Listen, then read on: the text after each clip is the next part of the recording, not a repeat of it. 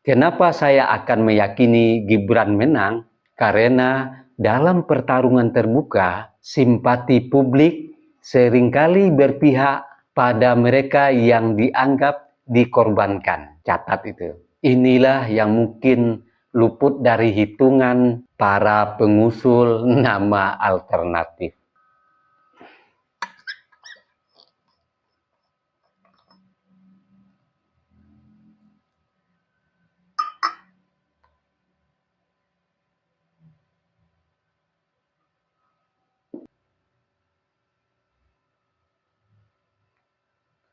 Politik Indonesia belum masuk tahun pemanasan 2029, tapi mesin sudah dipanaskan diam-diam. Belum genap masa kerja berjalan penuh, sudah ada yang sibuk mengatur pasangan untuk periode berikutnya. Bukan sekedar mendukung 2 periode, yang menarik dan bahkan menggelitik logika 2 periode, tapi tanpa wakil yang mendampingi hari ini. Pertanyaannya sederhana, ini dukungan tulus atau ini sedang menggeser pelan-pelan? Sebentar lagi saya bahas. Bismillahirrahmanirrahim.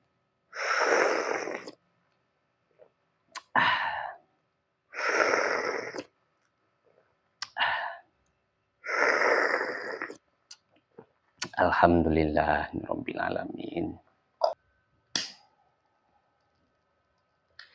Politik kita unik, belum musim panen, tapi sudah ada yang sibuk menghitung hasil. Baru saja pemerintahan berjalan, namun bisik-bisik tentang 2029 mulai terdengar. Bukan sekedar wacana perpanjangan masa kepemimpinan Presiden Prabowo.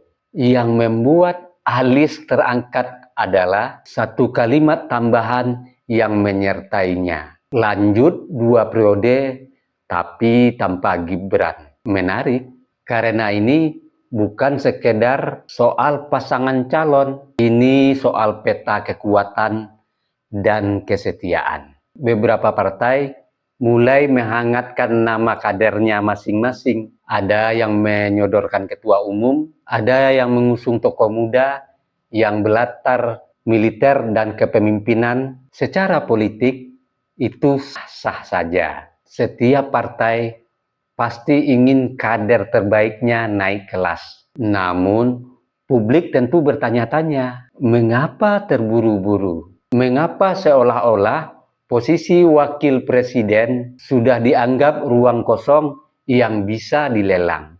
Kita harus jujur melihat fakta. Pada kontestasi terakhir, komposisi Prabowo Gibran bukan hanya simbol generasi tua dan generasi muda. Ia adalah kombinasi mesin politik, efek elektoral, dan jembatan rekonsiliasi. Itu bukan asumsi, itu terbukti dalam angka. Maka ketika muncul wacana pengganti pasangan, publik tidak melihatnya sekedar sebagai variasi pilihan. Publik melihatnya sebagai sinyal ada yang sedang menghitung ulang porsi kekuasaan. Disinilah letak persoalannya. Jika Presiden Prabowo maju tanpa menggandeng Gibran, keputusan itu tidak akan pernah dianggap netral. Ia akan dibaca sebagai hasil tekanan politik, dan tekanan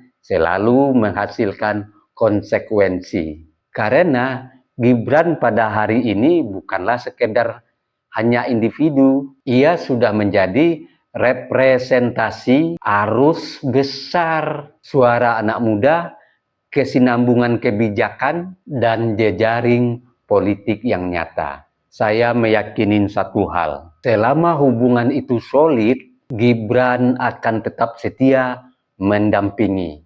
Tetapi politik memiliki hukum yang tak tertulis. Jika seseorang disingkirkan tanpa kesepakatan, melainkan karena kalkulasi kekuasaan pihak lain, maka dinamika baru akan lahir. karena saya meyakini Gibran akan setia jika diajak lanjut. Tapi jika ia ditinggalkan karena manuver politik, maka jangan salahkan jika ia berdiri sendiri. Dan jika itu terjadi, politik Indonesia bisa berubah drastis. Karena Gibran bukan lagi sekedar wakil presiden, ia adalah entitas politik. Ia membawa gerbong, ia membawa suara, dan ia membawa kesinambungan. Dan jangan salah, dalam pertarungan terbuka, bukan mustahil justru ia yang menang. Politik bukan hanya sekedar aritmetika kursi, ia juga soal rasa, soal etika, dan soal memori publik. Kenapa saya akan meyakini Gibran menang? Karena dalam pertarungan terbuka, simpati publik seringkali berpihak pada mereka yang dianggap dikorbankan. Catat itu. Inilah yang mungkin luput dari hitungan para pengusul nama alternatif.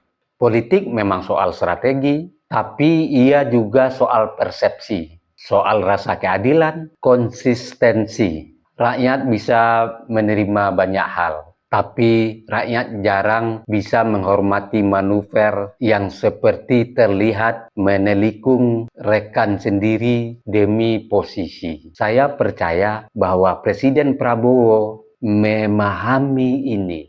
Beliau bukan pemain baru. Beliau tahu siapa yang berjalan bersama dari awal dan siapa yang baru sibuk menghitung peluang ketika kapal telah tenang berlayar. Karena itu, bagi partai-partai yang sudah mengukur jas 2029, mungkin yang lebih bijak adalah menahan diri. Biarkan pemerintah bekerja, biarkan stabilitas terjaga. Ambisi yang terlalu dini seringkali justru merusak fondasi yang sedang dibangun. Dan satu hal yang perlu diingat dalam politik, mengganti pasangan bukan sekedar mengganti nama. Itu bisa berarti mengganti arah sejarah.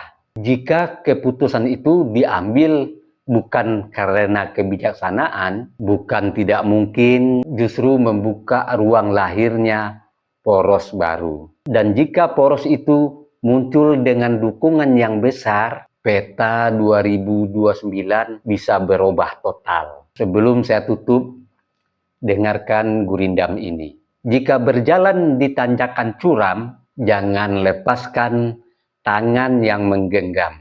Jika menang karena satu barisan, jangan pecah karena hitungan jabatan.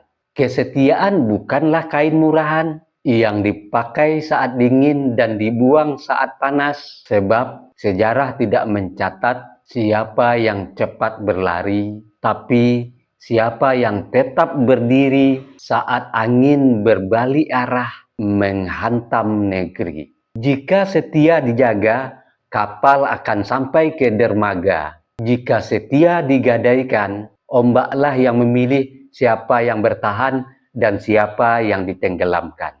Saya Beni Budaya.